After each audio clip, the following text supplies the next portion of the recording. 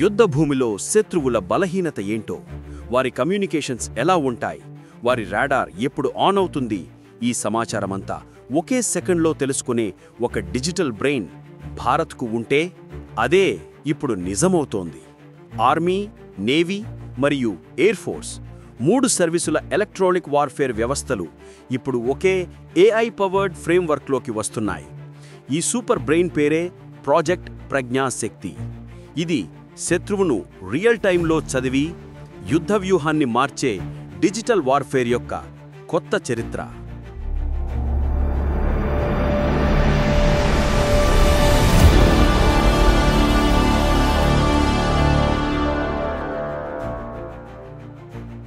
భారతదేశం ప్రాజెక్ట్ ప్రజ్ఞాశక్తిని ప్రారంభించింది. ఇది కేవలం ఒక సాఫ్ట్వేర్ ప్రాజెక్ట్ కాదు, ఇది మన రక్షణ వ్యవస్థ ఎదుర్కొంటున్న అతిపెద్ద సవాలుకు పరిష్కారం. మన సైన్యం వద్ద అమెరికన్, రష్యన్, ఫ్రెంచ్ మరియు దేశీయ EW ఎక్విప్మెంట్ ఉన్నాయి. ఈ వేర్వేరు సిస్టమ్స్లు ఒకదానితో ఒకటి సరిగ్గా మాట్లాడలేవు. దీనినే ఇంటరాపరబిలిటీ ఛాలెంజ్ అంటారు. కానీ ప్రజ్ఞాశక్తి ద్వారా ఆర్మీ, నేవీ మరియు ఎయిర్ ఫోర్స్ యొక్క EW సిస్టమ్స్ అన్నీ ఒకే AI పవర్డ్ ఫ్రేమ్వర్క్ కిందకి వస్తాయి. ఈ యూనిఫైడ్ డిజిటల్ బ్యాక్బోన్ కోసం DRDO మరియు ప్రైవేట్ సాఫ్ట్వేర్ పార్ట్నర్స్ కలిసి 25 నెలల డెవలప్మెంట్ ఎఫర్ట్ను లక్ష్యంగా పెట్టుకున్నారు. ఈ ప్రాజెక్ట్కి హార్ట్ లాంటిది అడ్వాన్స్డ్ మెషిన్ లెర్నింగ్ ఆల్గరిథమ్స్.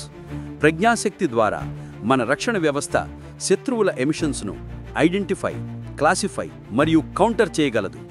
యుద్ధ వాతావరణంలో GPS జామింగ్ మరియు రేడియో బ్లాకింగ్ ఉన్నప్పుడు మనిషి ఆలోచించే లోపు AI తక్షణమే ఎలక్ట్రానిక్ థ్రెట్ లైబ్రరీస్ను డైనమిక్గా అప్డేట్ చేసి నిర్ణయాలు తీసుకుంటుంది. ఇది డెన్స్ ఎలక్ట్రోమాగ్నెటిక్ ఎన్విరాన్మెంట్స్లో కూడా మన ఫోర్సెస్కు నిర్ణయాత్మక ప్రయోజనాన్ని ఇస్తుంది. ఈ ఫ్రేమ్వర్క్ మొత్తం 8 ప్రత్యేక సాఫ్ట్వేర్ మాడ్యూల్స్తో పనిచేస్తుంది. ఇందులో సిగ్నల్ ఇంటర్సెప్షన్, జామింగ్ మేనేజ్మెంట్ మరియు స్పెక్ట్రమ్ అనాలిసిస్ వంటి ముఖ్యమైన విధులకు ప్రత్యేక మాడ్యూల్స్ ఉన్నాయి. అత్యంత కీలకంగా ఎలక్ట్రానిక్ కౌంటర్ మెజర్స్ మరియు ఇంటర్ ప్లాట్ఫామ్ డేటా ఫ్యూజన్ అనే మాడ్యూల్స్ మన EW అటాక్లను మరింత ప్రభావవంతం చేస్తాయి. ఈ మాడ్యూల్స్ ఎయిర్బార్న్, సర్ఫేస్ మరియు గ్రౌండ్ బేస్డ్ EW ప్లాట్ఫామ్స్లో కూడా అమర్చబడతాయి. ప్రాజెక్ట్ ప్రజ్ఞాశక్తి అనేది కేవలం ఉపకరణాలను కలపడం కాదు, ఇది 3 సర్వీస్ కమాండ్స్ మధ్య రియల్ టైమ్ సిచ్యువేషనల్ అవేర్నెస్ను పంచుకోవడానికి వీలు కల్పిస్తుంది.